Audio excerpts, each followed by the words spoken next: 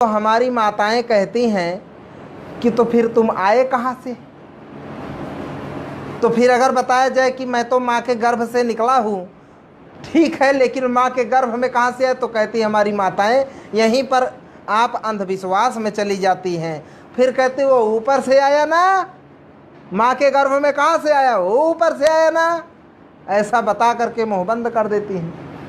चलिए इस चीज़ से भी मैं पर्दा हटा देता हूँ। आज मैं दीदार कराता हूँ आपको असल में कि मैं आया कहाँ से हूँ, जाना कहाँ है, यह भी स्पष्ट कर देता हूँ। और मैं इस चीज़ को सिद्ध करता हूँ अभी थोड़ी देर में कि ना मैं ऊपर से आया हूँ ना मैं ऊपर जाऊँगा, यहीं से आया हूँ, यहीं पे मिल जाऊँगा, यहीं पे।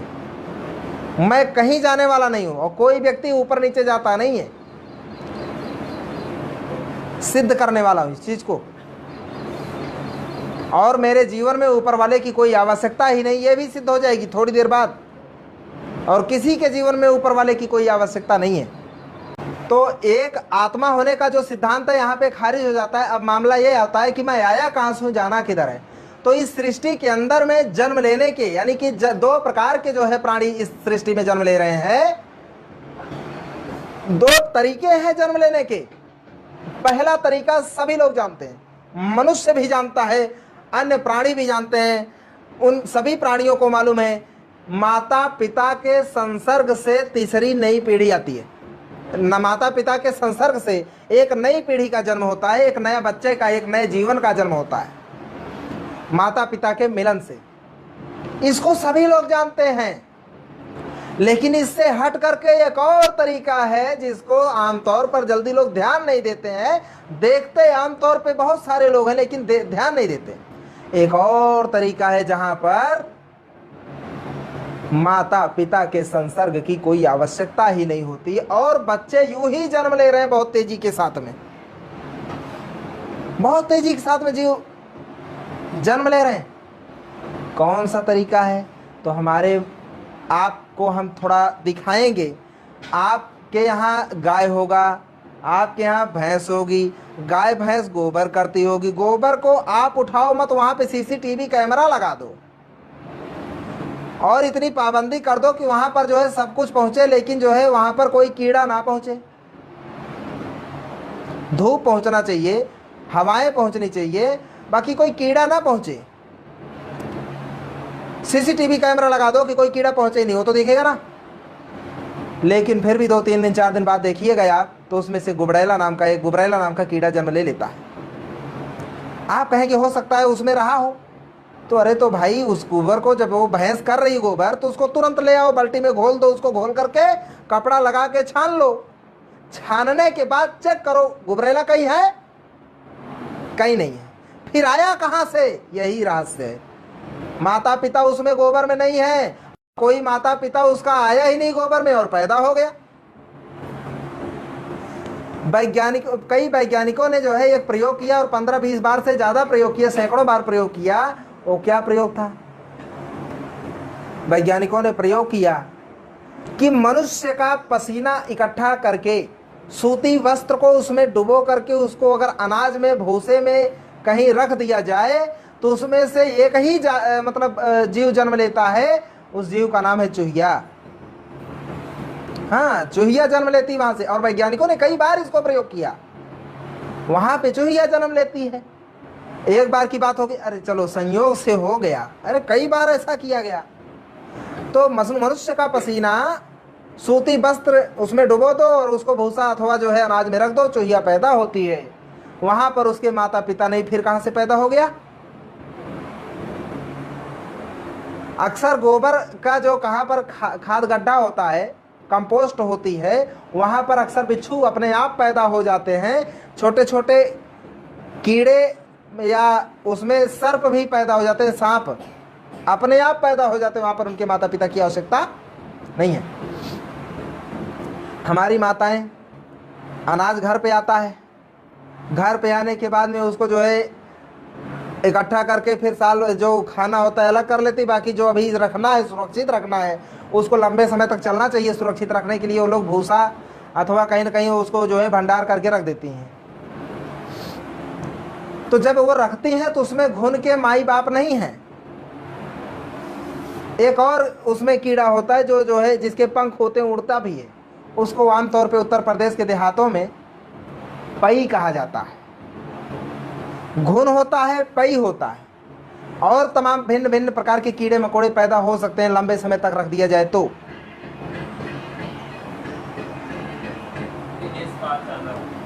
तो इस प्रकार से भिन्न भिन्न प्रकार के जीव जन्म ले रहे हैं। और आप देखिएगा कि एक नया नया व्यक्ति जो है सिवार में घर बनाता है, अभी वहां पर पूंछ वाला कीड़ा नहीं, एक पूंछ वाला कीड़ा होता है, स्पेशल मैं बता रहा हूं, जहां पर जूठन जो होता है, जूठन घर का खाया पिया जो जूठन बचा होता है, जहां उसको धुला जाता है, वो जूठन का बर्तन यानी वो जो अन्न होता है सड़ता है, तो सड़ने पर एक ही कीड़ा बनता है पानी में, पूंछ वाला सफेद सफेद कीड़ा बनता है। आप लोगों को तो अनुभव होगा इसका, पूंछ वाला ही कीड़ा बनेगा, जहां पे बर्तन धुलाया जाता है अक्सर वहां पर पाया जाता है। उसके माता पिता नहीं थे जब आपने नया नया घर बनाया भी सिवार में या एक नए स्थान पर, तो उसके माता पिता उस कीड़े के नहीं है, कहां से आ गया भाई?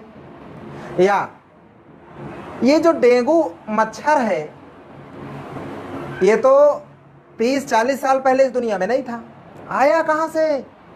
30-40 साल पहले पूरी दुनिया में इसके माता पिता नहीं थे, फिर जन्म कैसे ले लिया बच्चे ने?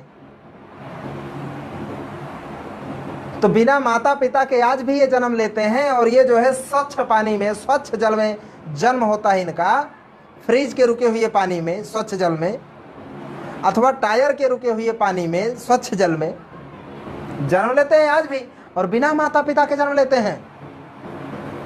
जो पुराने लोग हैं उनको मालूम होगा कि उनके बचपना में नहीं था, आज कहां से आ गया? नहीं, आज कहां से आ गया? इसीलिए मैं आपका ध्यान आकृष्ट करना चाहता हूं, आप सभी लोगों का, जितने लोग सुन रहे हैं देख रहे हैं, कि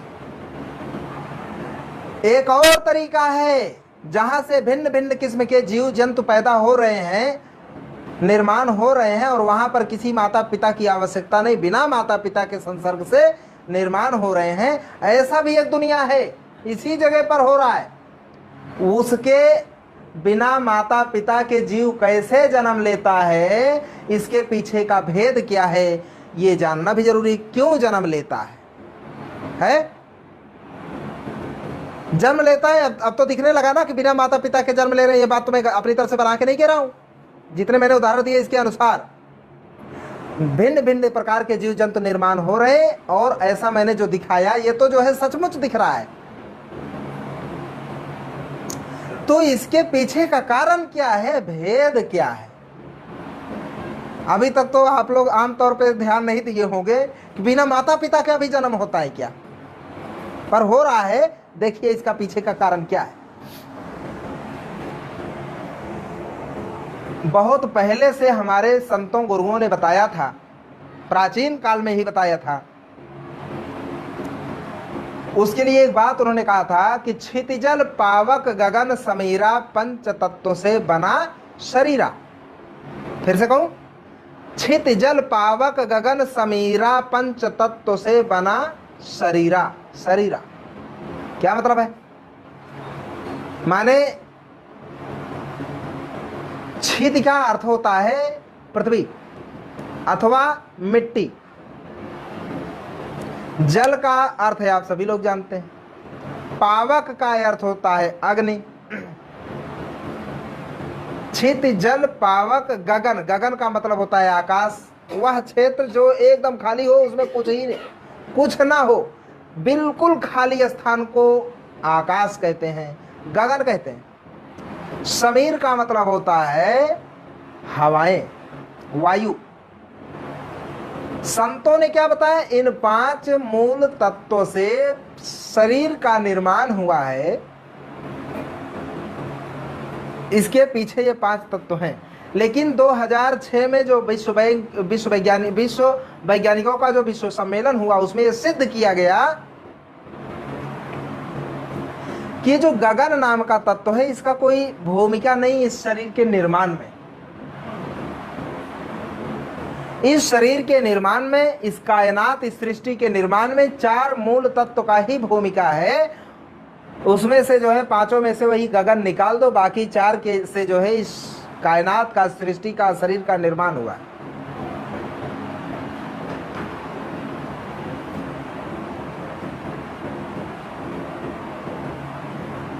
ये चार तत्वों से बना है शरीर। अब आप देखिए जरा कि वो जो जीव जंतु जन्म ले रहे हैं, बिना माता पिता के जन्म ले रहे हैं, उनकी चाहता हूं। तो जब जूठन वाला जो कीड़ा है, जो जिसको पूंछ वाला कीड़ा कहते हैं, जो रेंग करके चलता है, जहां पे जूठ वगैरह धुले जाते हैं वहां पे वो सड़न से पैदा होता है, जूठों के अन्न के कण से, सड़े हुए कण से पैदा होता है। उसके पैदा होने का रहस्य क्या है?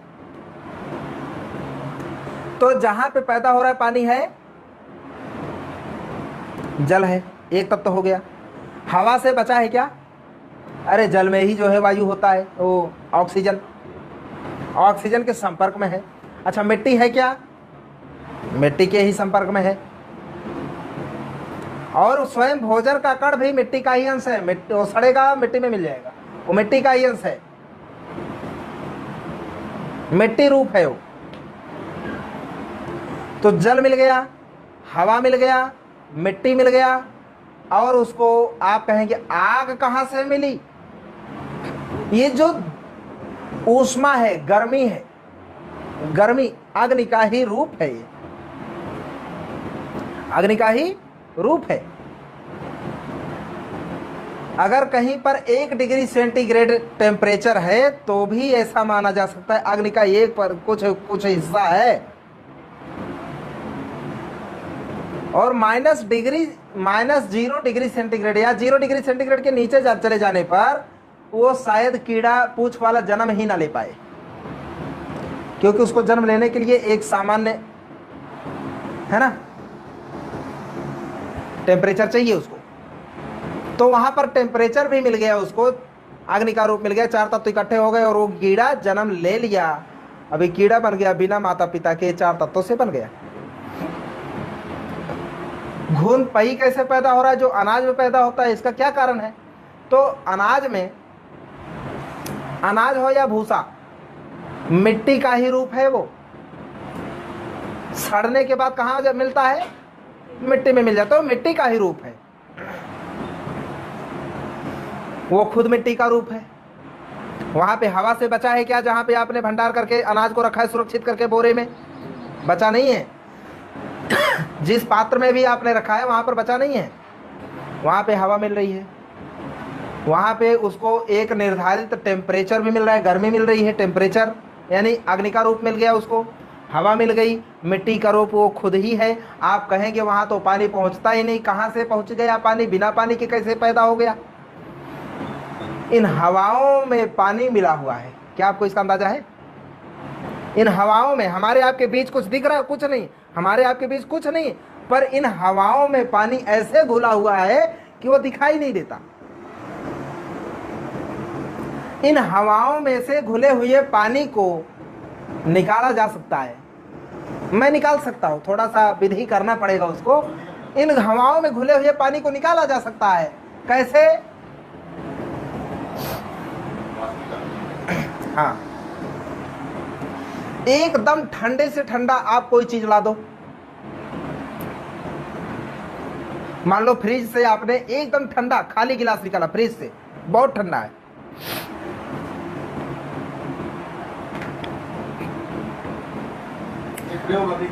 वो फ्रिज का जो है निकाला हुआ जो गिलास है उसको जैसे बाहर करेंगे, सामान्य वातावरण में लेकर के आएंगे, तो जितने हवा में घुले मिले जल के कण हैं वो उस गिलास पर आकर के बूंद का रूप धारण कर लेंगे और दिखने लगेंगे। जो अभी अदृश्य थे वो दृश्य हो जाएंगे। इसके पीछे का भी कारण है। ठोस, द्रव, गैस। ठंडा यानी जो जल है उसकी 3 अवस्था होती है, ठोस, द्रव, गैस। ठोस है, बर्फ है, गर्म करो जल बन जाएगा, और गर्म करो भाप बन जाएगा। उल्टा कर दो, भाप है दिख नहीं रहा है, वाष्प है दिख नहीं रहा, ठंडा करो वाष्प को जल बन जाएगा, और ठंडा करो बर्फ बन जाएगा, ठोस। इसी सिद्धांत के कारण जो है ये हवा में घुली मिली जो है जलवाष्प के कण, वो जो है ठंडी वस्तु के संपर्क में आते ही जलवाष्प का रूप धारण कर लेता है।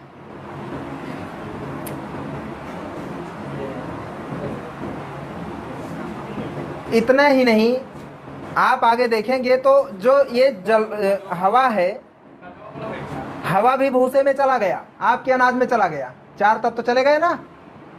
और जैसे ही चारों तत्व चले गए, वहां से घुन निकल आता है, पही निकल आता है, भिन्न भिन्न किस्म के जो है वहां पे कीड़े मकोड़े जन्म ले लेते हैं, वहां पर उनके कोई माता पिताजी नहीं, फिर भी जन्म ले लिए। ये कारण है।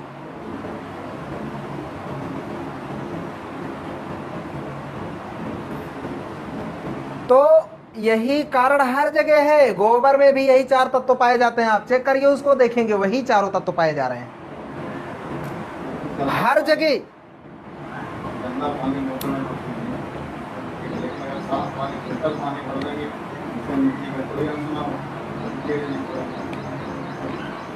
चार तत्वों के संपर्क में आने से ही कोई जो है जीव जन्म ले सकता है। चार तत्वों में से कोई एक तत्व निकाल दो, तीन तत्व से जन्म नहीं ले सकता कोई कीड़ा मकोड़ा, इन चार तत्वों से ही आया। हर कोई जो अभी यहां से जितने जीव भिन्न भिन्न प्रकार के जन्म ले रहे हैं, यहां से ये चार तत्व जन्म लेने का कारण यही है।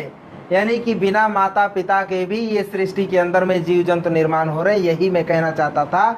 एक तरीका तो आप सभी लोग जानते हैं। तो अभी विज्ञान की बातें हैं, चूंकि बच्चों को कभी भी अंधविश्वास इनके अंदर में घर ना कर पाए, इसलिए विज्ञान का जो पाठ होता है वो थोड़ा अस्पष्ट होता है। थोड़ा मर्यादा के अंदर में रहते हुए मैं बात करना चाहूँगा, लेकिन स्पष्ट थोड़ा सा करना पड़ता है। जैसे अब सवाल मैं अपने पे करता हूँ, आया कहाँ से जाना किधर है, यही मेरा सवाल था, इसी को सिद्ध करना था। दूसरे को कहेंगे तो कहेगा हमको कह रहे हैं, अभी बुरा लग जाएगा। हम अपने को ही कह लेते हैं। अभी मेरी 30 साल की अवस्था है। 30 साल पहले मैं इतना बड़ा नहीं था। 30 साल पहले मैं माँ के गर्भ में था, मैं माँ के गर्भ में पल रहा था। 30 साल पहले, जब 30 साल पहले मैं माँ के गर्भ में पल रहा था, तो जब मैं माँ के गर्भ में ही नहीं था तो मैं कहाँ था? यही सवाल है जहां पे मेरी माताएं कहती हैं वो ऊपर वाले ने भेजा।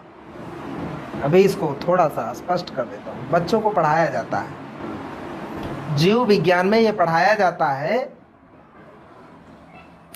कि माता पिता होते हैं, जैसे मेरे माता पिता थे, उन लोगों का मिलन होता है, संसर्ग होता है। पिता के अंदर में वीर्य रूप होता है, माँ के अंदर में शुक्राणु होता है गर्भ में। वीर्य रूप में शुक्राणु होता है, उसमें भी छोटे छोटे छोटे छोटे बहुत बारीक कीड़े रहते हैं जो नंगी आंख से नहीं दिखाई सकते।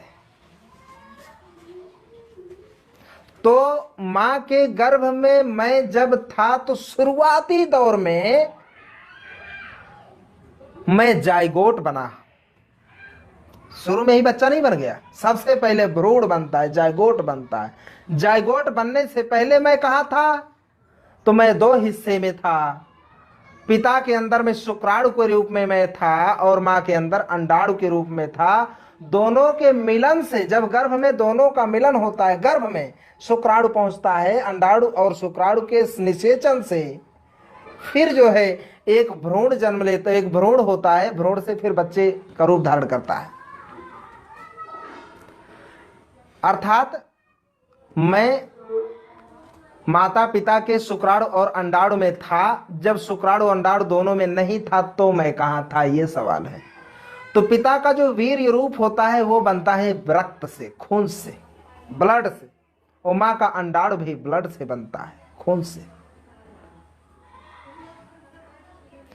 जब दोनों लोगों के अंडाणु शुक्राणु में नहीं था तो मैं माता पिता के रक्त में, इन हाथों और शरीर के अंदर में जो रक्त बह रहा उसमें मैं दौड़ रहा था। उस रक्त में मैं जिंदा था, उस रक्त में मैं जीवित था। मैं रक्त का एक हिस्सा था। कभी आज ऐसा दिख रहा हूं ना, मैं एक समय पहले, माँ के गर्भ में आने से पहले मैं माता पिता दोनों के रक्त में दौड़ रहा था, रक्त बन करके। जब रक्त में नहीं था, रक्त नहीं था, मैं तो कहां था? तो रक्त बनता कैसे है, तब इस पर विचार करना होगा आपको। रक्त बनता कैसे है? तो रक्त बनता है भोजन करने से, जल ग्रहण करने से, भोजन करने से रक्त बनता है। कोई आदमी को भोजन मत दो, जल मत दो, रक्त बनेगा? नहीं बनेगा।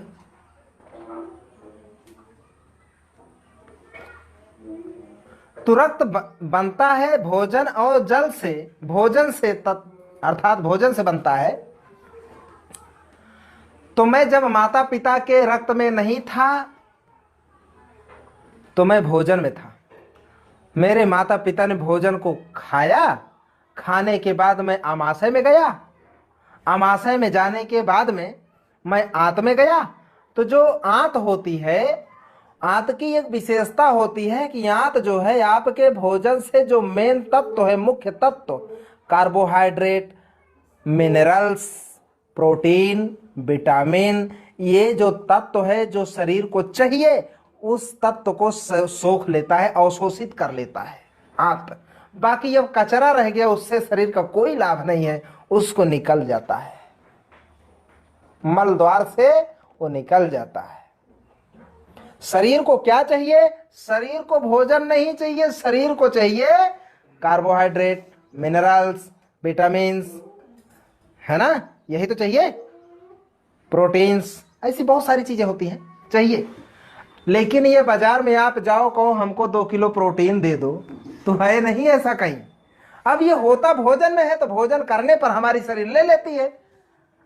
तो मेरे माता पिता ने जब उन्होंने भोजन ग्रहण किया होगा, तो भोजन जो है उनके शरीर में आया, शरीर से जो है कार्बोहाइड्रेट, ये तत्व जो मैं बता रहा हूं, ये तत्व निकल करके शरीर के अंदर चला गया। शरीर के अंदर जाते ही वो खून बन गया। तो मैं जब खून में नहीं था, जब मैं रक्त रूप नहीं था, माता पिता के रक्त रूप में मैं टहल रहा था, तो जब रक्त रूप में नहीं था तो मैं कहाँ था? मैं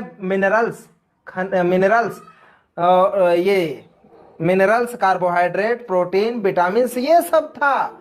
और ये सब जब नहीं था तो मैं कहाँ था? तब मैं भोजन में था। मैं कहाँ था माता? मैं भोजन में था।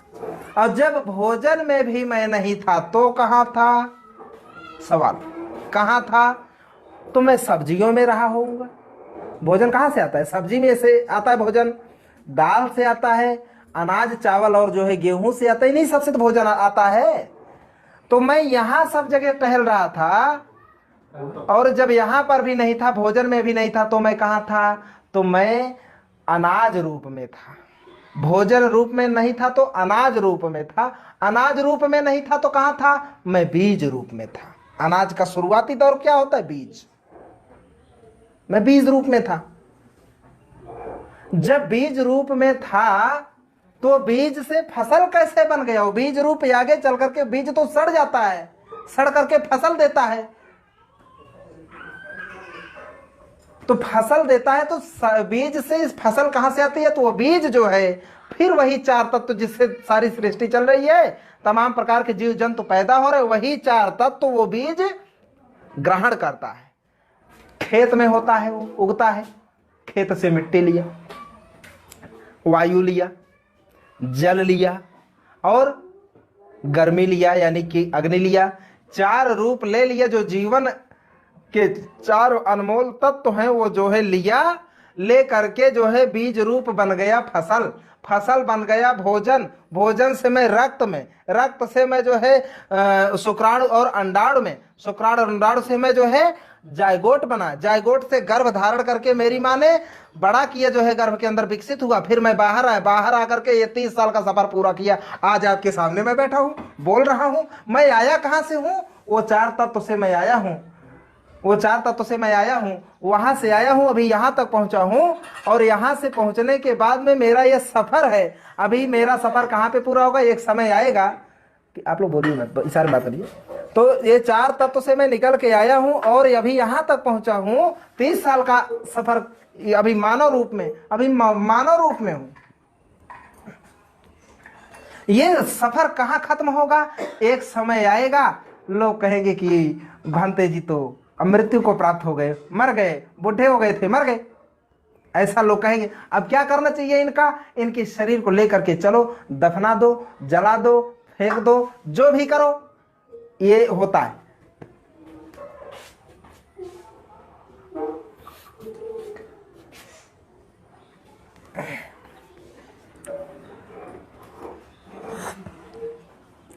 ये चरण हैं, इन सबसे मुझे गुजरना होगा। जब मैं वहां पर मृत्यु को प्राप्त हुआ तो जानते हैं क्या हुआ? जो अंदर मेरे हवा चल रही है, यही हवा लेना बंद कर दिया, मैं मर गया। ऑक्सीजन लेना बंद कर दिया, मैं मर गया। ऑक्सीजन मेरी जो चल रही है ये ऑक्सीजन में मिल गई। मेरे शरीर में जो हवा है ये हवा में मिल गया। अब रहा 3 चीज, हवा है, हवा में मिल गया, और मेरे शरीर के अंदर की जो अग्नि रूप है वो अग्नि रूप शरीर से अलग हो गया।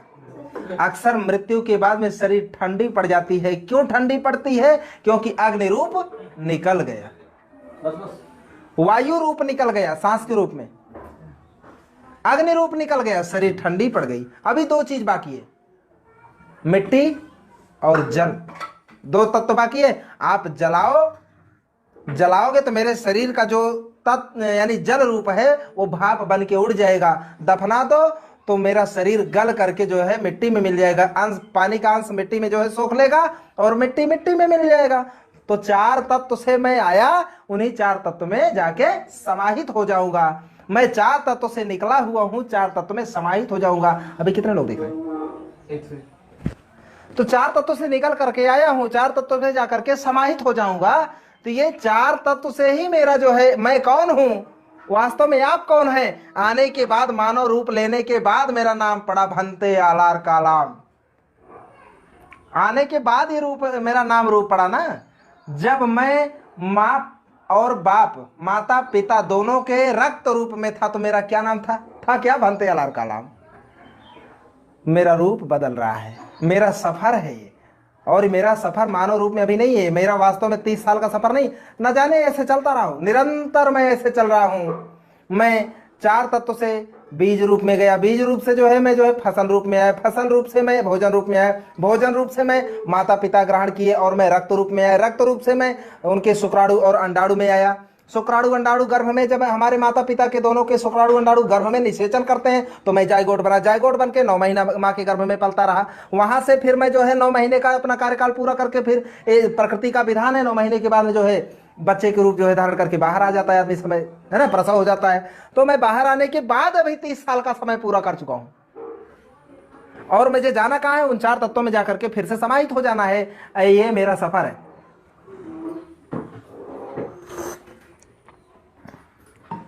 अभी यहां पर आत्मा का कोई मतलब है? यहां पर आत्मा कहीं दिख रही है कि आत्मा ऊपर जा रही कुछ?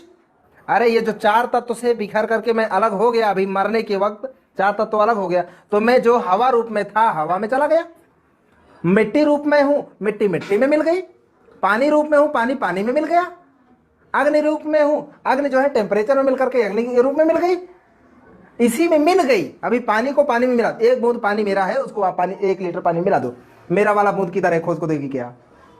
मेरा वाला बूंद जो मैंने उसमें मिला है उसको खोज करके आप दोगी क्या? नहीं दिया जा सकता, उसमें मिल गया।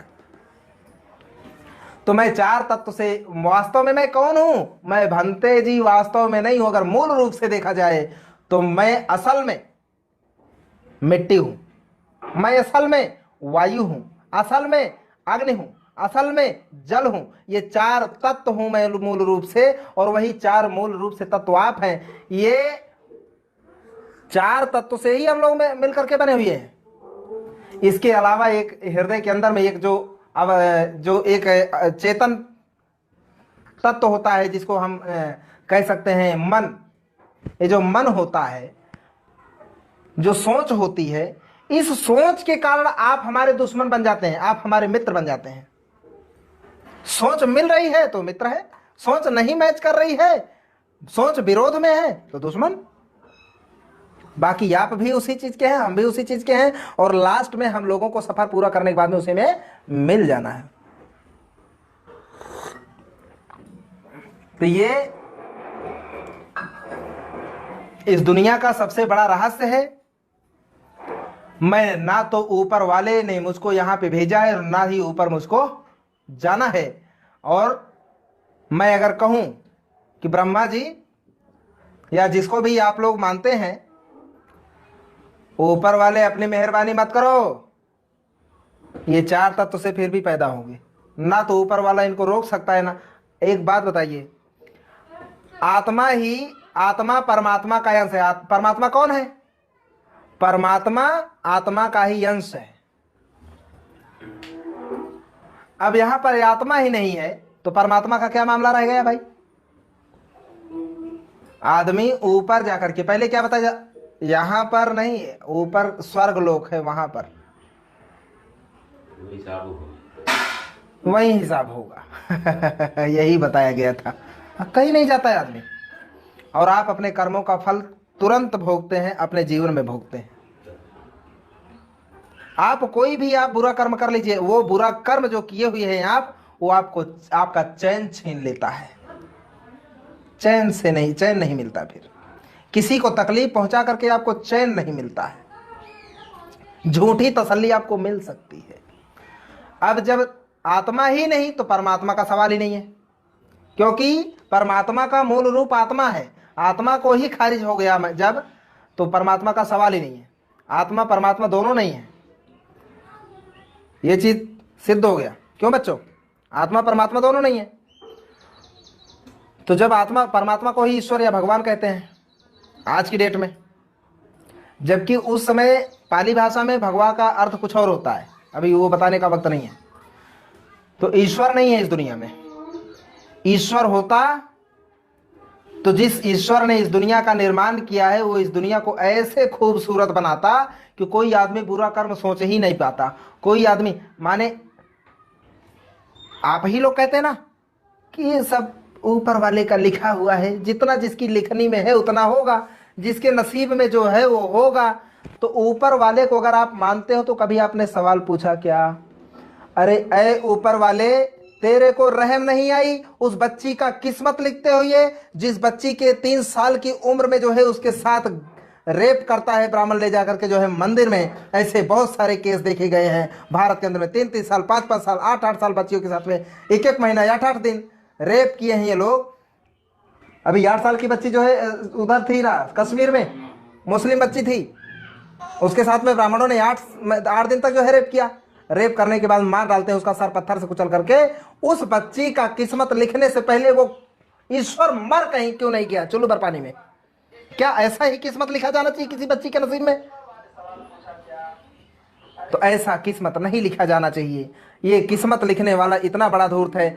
अभी कम से कम आप उस महिला का तो जो है इज्जत बचा सकते, जो महिला आपकी उपासक है ईश्वर की, जो ईश्वर के जो है लिए आप भूख और जो है क्या बोलते हैं उसको उपवास रहती है, उस महिला के साथ में अन्याय अत्याचार होता है। 4000 साल तक महिलाएं जो है बहुत दर्दनाक मौत जो है मरी हैं, बहुत दर्दनाक जो है जिंदगी जी हैं। उन 4000 साल में ईश्वर को कभी जो है नारी का ख्याल नहीं आया। ये तो धन्य है महामानव डॉक्टर बाबा साहब अम्बेडकर, जिन्होंने महिलाओं को समस्त गुलामी के जो है जाल काट करके उनको मुक्त किया और जो नर के साथ में नारी को बराबर का अधिकार दे दिया। अब यहां पर ये जो पुनर्जन्म का मामला है, मैं जिन 4 तत्व से निकल करके आया था उन्हीं 4 तत्वों में मैं मिल गया, वही 4 तत्व फिर कभी इकट्ठा हो जाएंगे तो मैं किसी और रूप में फिर से जन्म ले लूंगा। वही 4 तत्व फिर से इकट्ठे हो जाएंगे ना कहीं फिर से जन्म ले लूंगा। और ये निरंतर प्रक्रिया चल रही है। इसके लिए कोई जो है ईश्वर जिम्मेदार इसके लिए नहीं है। यही जीवन की सच्चाई है। तो पुनर्जन्म का जो मामला है, ऊपर जाता आता नहीं है आदमी, ऊपर कभी आता जाता नहीं है, बल्कि यहीं पर ये चक्र चल रहा है और ऐसे चलता रहता है। यही सच्चाई है। अब आप लोगों ने काफ़ी देर से हमको सुन रहे हैं, आप लोगों ने समय दिया, सुना। आप सभी लोगों का आभार, आप सभी लोगों का मंगल है, आप सबका मंगल हो। भवतु सर्वमंगलं, भवतु सर्वमंगलं। सब्बे सत्ता सुखी होन्तु, सब्बे होन्तु च खेमिनो, सब्बे भद्राणि पश्यन्तु, माँ किंचित दुःखमागमा। आप सबका मंगल हो, सबका कल्याण हो। आप लोगों ने सुना, इसके लिए आप सबका मंगल हो, सबका कल्याण हो। इसी के साथ मैं विदा लेता हूँ। नमो बुद्धाय।